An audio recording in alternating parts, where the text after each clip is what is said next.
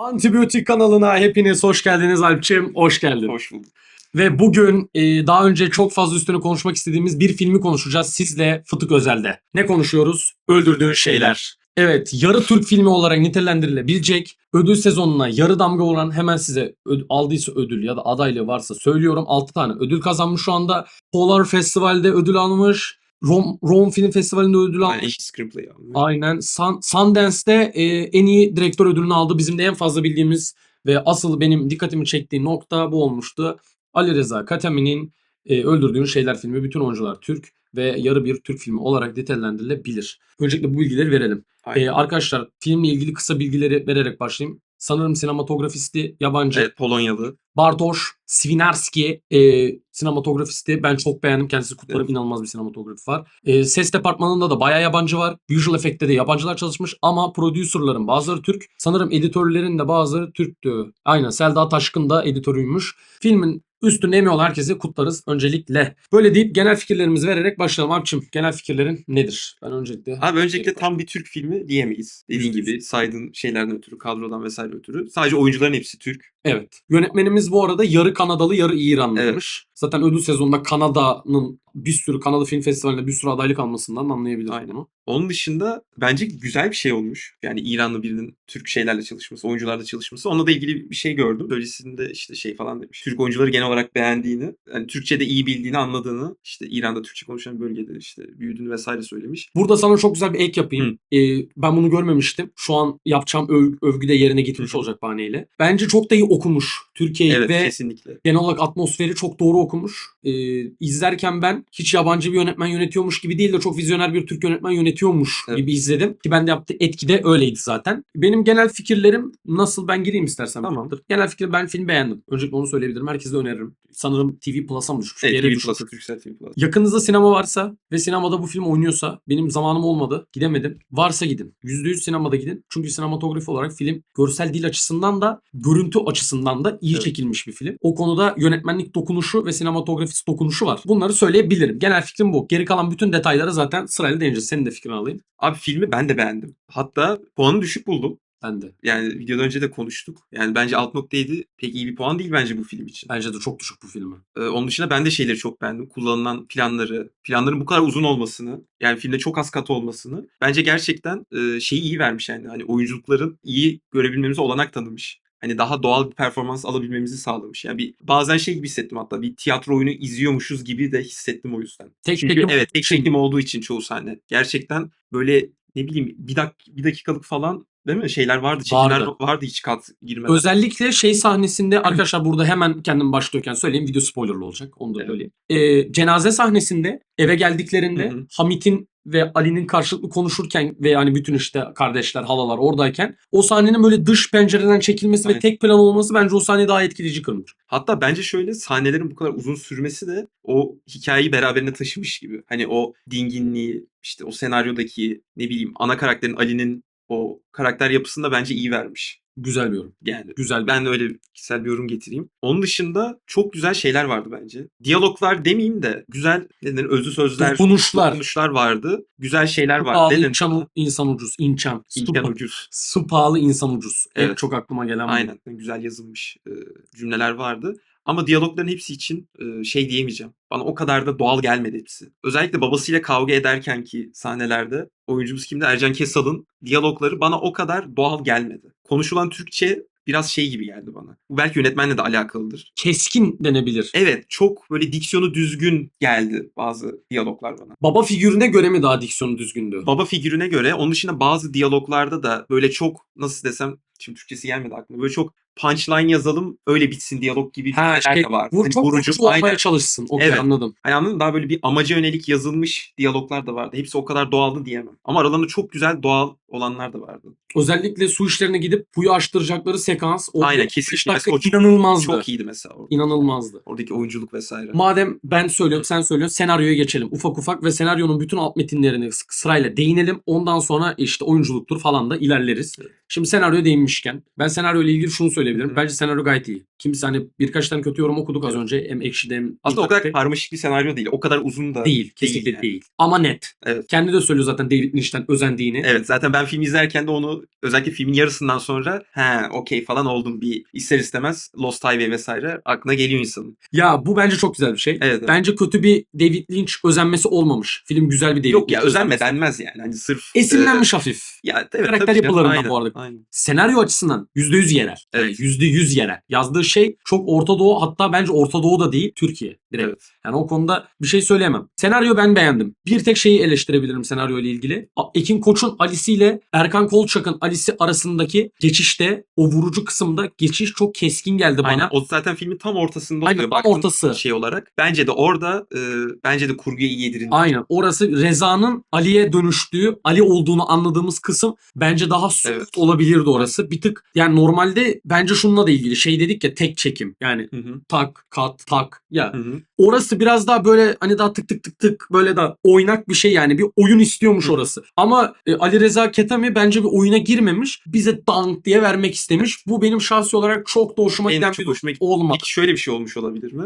Seyirci zaten tam o keskin yerden önce bu durumu anlar gibi düşünüp Olabilir öyle abi. çekmiş olabilir mi? Olabilir, Hani olabilir. mesela biz geç çakmış olabilir miyiz olayı? Çünkü ben ilk çoban olarak geldiğinde Ben çakmadım bu arada. ben de çakmadım. Çünkü yani neden öyle bir şey düşünesin ki ilk başta? Çünkü film o kadar böyle imgesel, soyut bir şekilde gideceğine Gitmiyor, dair %100. bir şey vermiyor. Değil mi? Ben Ben aynen- almadım yani o ben tarz de bir şey. Ama böyle düşününce bile bence demek ki o kadar başarılı değil. Aynen, o kısım Ne bence yapılmaya saçma. çalıştığı anlaşılıyor. Okey oluyorsun ama bence de yumuşak bir geçiş olmuyor dediğim. Bence de ben de %100 o noktadayım. Ama genel olarak ben o keskin kısım harici çok da eleştirebileceğim bir noktası yok. Hatta ara ara değindiği şeylere şimdi tek tek alt metinlere değiniriz. Ben beğendim. Bayağı beğendim. Ben de Belli çok noktaları. Şeyi bahsedelim. Bence alt metinlerden çok insanların en fazla dikkatini çekecek nokta odur diye düşünüyorum. Sondaki kapı çalma mevzusu ve plot twist. Aynen, ona bir değin. Biliyorsunuz ki Hazar Ergüçlü, Hazar karakteri filmde de aynı Evet. ismi oynuyor. Bu arada bu çok enteresan yani. Neden kendi ismiyle olan bir karakter oynuyor onu da bilmiyorum. Yani kasıtlı olabilir. Olabilir. Belki bir şey görmüş olabilir oyuncuda. Ne bileyim, bir konuşurken Benzerlik. vesaire bir benzerlik görmüş olabilir yani. Bunu bilemeyiz tabii. Hazar filmin girişinde Ali'ye şeyi anlatıyor. İşte ben bir rüya gördüm. Baban ışığı öldür diyor. Bence Evet. buradaki ışığı öldür tasviri de çok doğru. Şey olarak kullanıldığını okudum. Daha doğrusu kendi fikrim değil ama kendi fikrim de buna yakın. Bir şeyi öldürmek Hı hı. kapatmak gibi değildir ya. Atıyorum, ışığı kapatmak. Açabilirsin. Yani yeniden tekrarlayabileceğin bir olaydır. Hı hı. Ama öldürmek bizim kendi dilimizde, özellikle Türkçe'de çok şey olarak kullanılır ya, keskin ve net. Yani Aslında biz Türkçe'de kullanmayız da kimse ışığı öldür Aynen. demez. Ben duymadım. Belki Yıldız Light ama sen söyledin. ya evet, yanlış İngilizce'de. olmasa ona bakarız tekrar da, hani belki Anadolu'da ya da başka yörelerde belki ışığı öldür şeklinde kullanılıyor da olabilir. Bilmiyorum. Bilmiyorum. Ben duymadım şahsen. Bunun kalıcı olduğuna vurgulamak amacıyla kullanılmış diye okudum ve güzel bir gönderme olduğunu düşünüyorum. Ben de şöyle bir şey diyeyim. Sınıftaki translation'ın kökenini açıklarken orada şey diyordu. Arapça rejim kelimesinin kökenin anlamlarından birinde öldürmek Haşlamak, olduğunu. öldürmek. Haşlamak zaten, evet, rejim etmek vesaire. Öldürmek olduğunu da söylüyordu. Yani Oradan oraya da gönder. oradan oraya da bir kendinizce bir bağlam çıkarabilirsiniz. Bu arada Ekin Koç da gerçek hayatta İngilizce işletme okumuş. Hı hı. Ona da bir Bak, güzel şey yani güzel. gönderme olmuş diye düşünüyorum. Burada translation'a girmişken Ekin Koç'un öğretmen olarak yani seçmeli bir dersi, seçmeli vurgusu burada Evet. çok hoşuma gitti. Ben İşte alt metin dedik ya. Ya o mevzulardan biri de bu. buraya Gerçekten timestamp koyarız.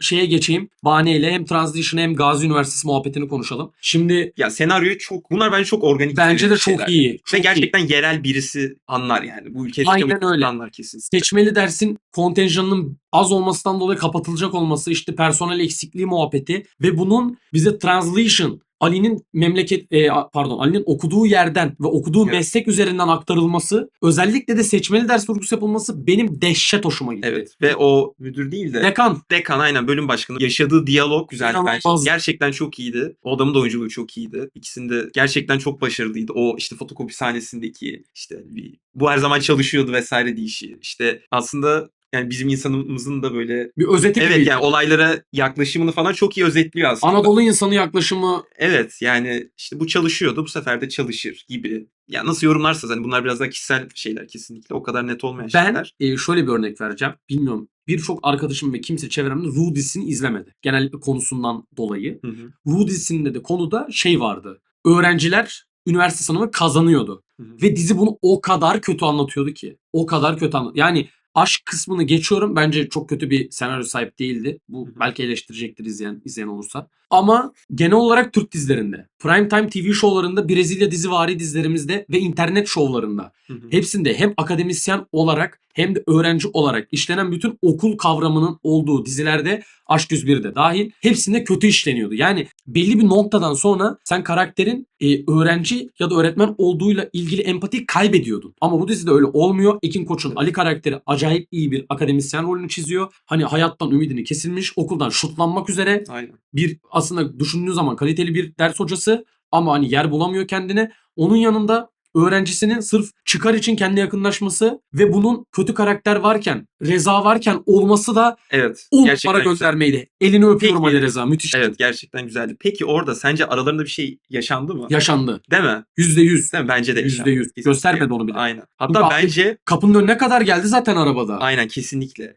Bir de ondan sonra babasının işte ilişki yaşadığı kadınla da bir sohbet yaşıyor ya. Aynen. Ona bu kadar bence nefret kusmasının sebebi de oydu. Benziyor Pervin de orada. galiba adı. Aynen. Aynen Pervin. Orada kendinden de bir yansıma görüyor aslında. Şimdi transition kısmına çok ufak bir şey değindirip senin bıraktığın yere hemen Hı atlayacağım. hı. Oradaki kelime kavramlarının açıklanması da okulla ilgili şunu bağdaştıracağım. Yani senaryo içinde olan İngilizce ya da tercümanlık dersinin içeriğini de göstermiş oluyor film Evet bize. aslında ve çok kısa bir sahne aslında. Bir dakika ya var ya yok. 1x3 3 kere görüyoruz Evet ya. ama çok güzel bir şekilde Net, özetliyor aşırı yani. net. Gerçekten güzel bir şey. Belki eğitim hayatımızda bize asla açıklanmayan. Hani Evet, ilk defa duydum bu arada. Yabancı bir dil öğreniyoruz falan ama niye öğreniyoruz? Ne demek? Çevirmenlik ne demek falan. Bunlar çok önemli şeyler aslında. %100. Ben de aynı noktadayım. Bu konuda aynen şey yapıyorum. Babası demişken Persona ve Pervin muhabbetine geçelim. Orada da bizi çok derin bir alt metin karşılıyor, kısırlık. Biz bunu arkadaşlar Fıtığın hangi bölümünde konuştuk hatırlamıyoruz. Üstüne bir tane shorts da yaptık. Dünya genelinde ve Türkiye'de kısırlık çok fazla artıyor. Beslenme, GDO bilmem ne kaynaklı hava, iklim olduğunu söyledi Alp birazcık. Ben başka bir şeyler söyledim. Buradan fıtıklara gidebilirsiniz, onu söyleyelim. Onun yanında hem baba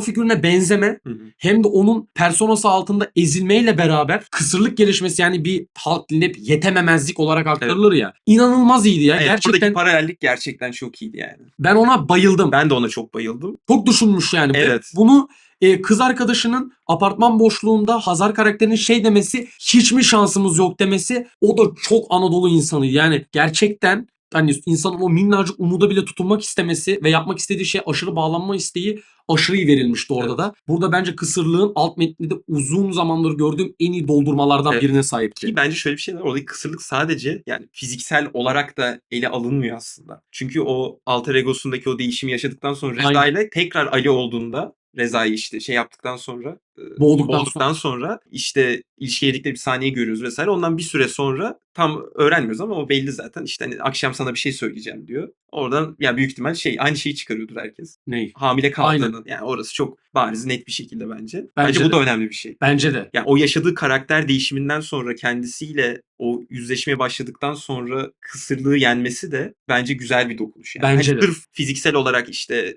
bir sıkıntı yaşadığı için değil, psikolojik olarak da Değişim. sıkıntı yaşadığı için o kısırlık sorununu yaşıyor aslında. Bununla ilgili çok iyi bir sahne var. Avukata gidiyorlar. Ev satılacak. Ev satılırken kardeşleri var. Büyük abla, küçük abla var. Bir de kendi var. Orada evi satma nedenini hiç istemeye kısırlık tedavim olarak söyleyince Evet. ablalarının olan yüz değişimi. Abi bazen gerçekten bir filmi anlatırken %100 diyalog vermek zorunda değilsin. Ya da bize doğrudan direkt hani bir şeyi bam bam aktarmak zorunda değilsin. Ali Rıza Ketami, senin eleştirdiğin elbette ki diyalog şeylerine katılıyorum. Ki bak bence bu da bir başarıdır. Belli yapay diyaloglar olmasına rağmen filmde geri kalan bütün alt metinleri o kadar sıralı, bir tren rayları gibi Evet. birbirine bağlaması Çünkü abi hepimiz aynı coğrafyanın insanıyız. kesinlikle. Yani ve bu baktığında yine işte o translation çevirinin şeyine de geliyor. uyuyor yani. %100 aynı şey diyecektim. %100. Yani gerçekten kendi içinde de bir şeyi tamamlıyor yani o döngüyü diyeyim. Ha bir de bak buradan bir şey denelim. Film de Niğde Kapadokya'da çekilmiş. Çok Ben onu Ankara, düşündüm çok izlerken. Ankara gibi Evet.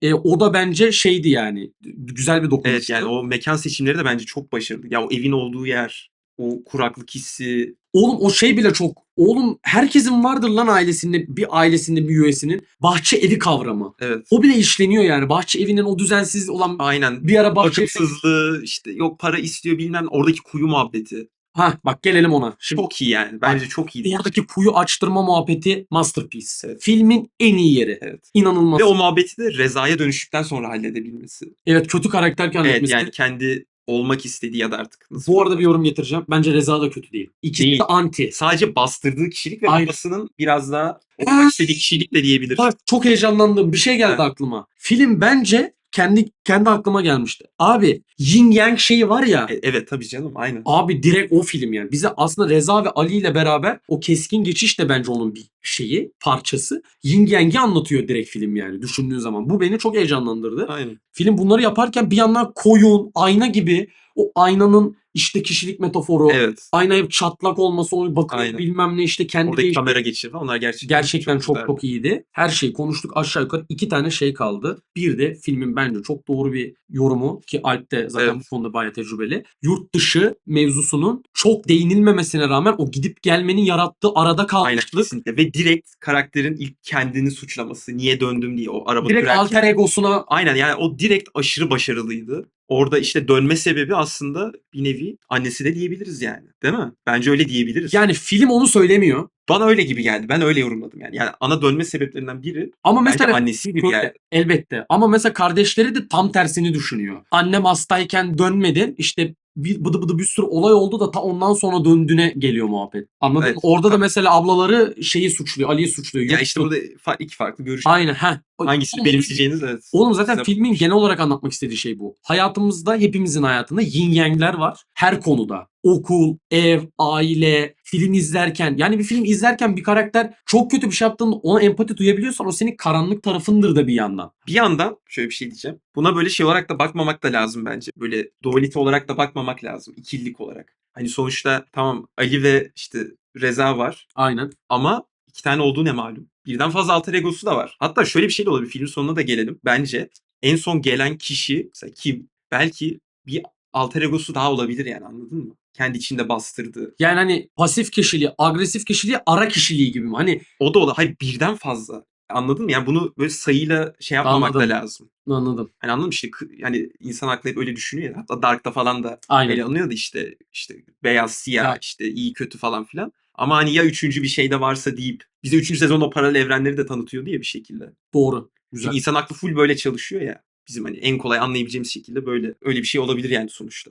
Ya bence sona ben de değineyim. Hı hı. Bence sonunda gelen babasıydı. Yani çünkü mezarı İkinci kere çaldığında da mı öyle diyorsun? evet. Şimdi bak filmin ilk başı rüya. Tamam. Hazar Bak bir anlattı şey diyeceğim. Bir rüyayı. dakika şunu diyeceğim sadece. Eğer ikinci gelen de babasıysa şu an fazla şey yapıyorum. Hani teori üretimi yapıyorum. Eğer ikinci gelen de babası diyorsan ilk gelenin uzanan işte ışığı öldür oğlum Hı hı. diyenin de babası ya üstü başı işte Onu yaralı bere. kendi kişiliği gibi mi yorumlayacaksın? Ha, onu da öyle yorumlarsam annesini öldüren aslında bir nevi kendini Kendisi oluyor. aynen işte. Dolaylı veya değil. Zaten bak bunu çok iyi veren bir diyalog daha var, konuşamadım. Ablasıyla arabadalar. Ablası şey diyor Ali'ye. Sakın her şeyi çok düşünüyormuş gibi rol yapma diyor. Hı hı. Neden? Çünkü Amerika'dayken zaten kötü olaylar oluyordu. Evet. Annesi bu kötü olaylar olurken, babası ona şiddet uygularken, işte kardeşleri acı çekerken Ali bu olayların uzağında kalmış hep. Evet. Ve annesi bu olaylardan Ali'ye hep sakınmış. Yani Ali'yi Türk aile yapısında o korunan, Hı hı. protect, okuyan, işte evin tatlış çocuğu Aynen. şeyine koyabilirsin yani. Konseptine Evet. lak diye koyabilirsin. Bunu da düşündüğün zaman Ali'nin bir yandan babasına benzemesi, bir yandan annesinin, o pasif karakterinin de annesine benzemesi, bir de ara bir kişiliğinin olması bence %100 inanılmaz bir karakter yorumu. Yani psikanaliz isteyen bir şey senaryoda. Hı hı. Ben bu noktada çok beğendim. Şimdi kendi yorumuma gelecek olursam bence filmin sonunda gelen babasıydı. Bu beraber toparladığımız yorum bence en iyi yorum. Şahsi fikrim. Çünkü film rüyanın anlatımıyla başlıyor. Oğlan uyuyakalıyor. Uyuyakaldığını görüyoruz Ali'nin. Hı hı. Kapı çalıyor rüyada. Rüya içinde rüya gibi düşün. Uyanıyor. Babası geliyor, rüyanın aynısı. Hı hı. Sonra ışığı kapattığında bence şeyden devam ediyor. Şimdi olay tamam mı? Ali yattı. Araya bence rüya giriyor. Bizim beklediğimiz. Sonra Ali buradan itibaren Uyanıyor mu diyorsun? aynen kaldığı yerden devam ediyor aslında. Ama Yani bana öyle vermedi mesela. Bu- Ben izlerken o şeyi alamadım.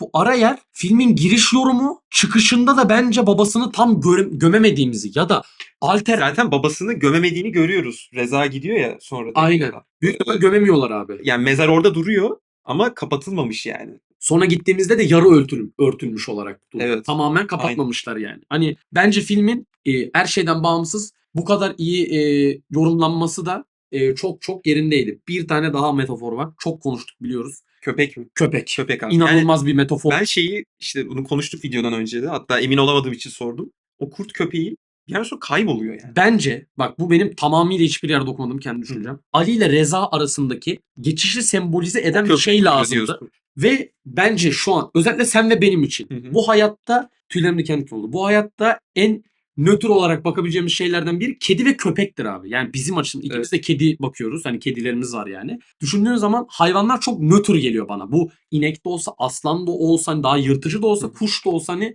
daha otçul ya da işte atıyorum daha tatlış hayvanlar da olsa, Aynen. geyik de olsa mesela. Hepsi bana nötr gelen şeyler. Burada Reza'nın Ali'yi bağlayasıya kadar ki geçen evrede bence o köpeğin sembolü şey, ikisinin alter egoların birleşmesini sağlayan şey. Çünkü Hı hı. köpek havlıyor, o sayede Reza'yı görüyor, Ali Evet, falan evet. filan. Hatta şöyle bir şey oluyor.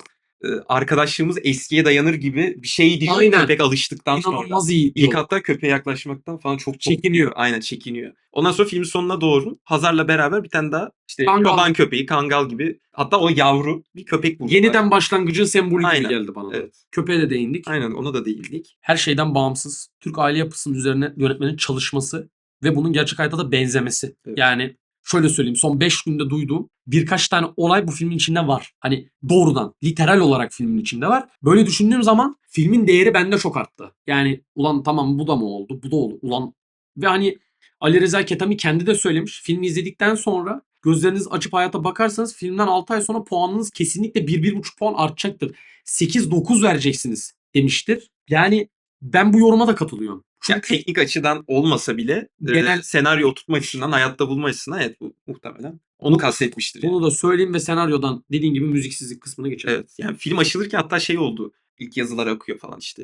Polish Film Academy Evet. bilmem ne falan filan. Sıfırsız, hatta bak dedim sesim yok. Sonra işte oyuncular işte kas akıyor falan. Orada da ses yoktu zaten. Sonra ona bir dikkat ettim, ama bak burada ses yok. Sonra kredi akmaya başladığında da evet, yine ses yok. Niye müzik yoktu peki? Bilmiyorum ama az önce okuduğum bir yorumda arkadaşlardan biri Ali Reza'nın söyleşisine gitmiş. Ali Reza demiş ki, yönetmenimiz, filmin başında ve sonunda alkışlamayın lütfen. Filmin sessizliğine eşlik edin demiş. Bence bu yani filmi anlatırken şöyle tercih etmiş diye düşünüyorum ben. Ağırlığıyla kalsın. Müzik bizi duygusal ve bilinçsel olarak çok fazla etkileyen bir Evet, şey çok ya. manipüle eden bir şey ya aslında. Ben- O yüzden mi diyorsun? Aynen. Ali Reza'nın müzikle beraber, yani mesela bir dramatik müzik ya da bir enerjik müzik Ama bir basmak şey yerine- diyeceğim, bir dakika. Bak şu an fark ettim. Filmde birkaç yerde ezan sesi duyuyoruz, tamam mı? Evet.